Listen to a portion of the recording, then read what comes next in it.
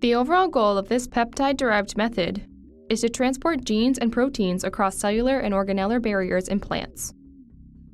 This method can help answer key questions through the modification of plants via rationally designed peptide conjugates, which deliver various genes and proteins to mediate the expression of specific genes. The main advantage of this technique is that it employs a simple syringe-assisted transfection procedure of plant leaves that is based on peptides, which can transcend cellular and organellar boundaries. We developed this simple, effective, and novel plant transformation method because conventional methods are costly, not applicable to some plant types, and unable to target intracellular organelles.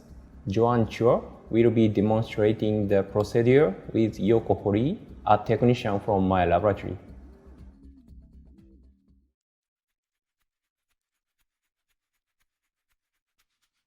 Prepare the peptide plasmid DNA formulation as described in the text protocol. When the peptide is added to the plasmid DNA, a cloudy solution will form. The mixture becomes clear upon dilution with ultrapure water to the final volume specified in the text protocol.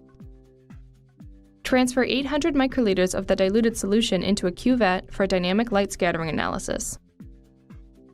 Determine the hydrodynamic diameter and polydispersity index of the formed complexes with a Zeta nanosizer, using a 633 nanometer helium neon laser at 25 degrees Celsius with a backscatter detection angle of 173 degrees. Following size measurements, transfer the solution into a folded capillary cell for zeta potential measurements at the default parameters of the dielectric constant, refractive index, and viscosity of water at 25 degrees Celsius.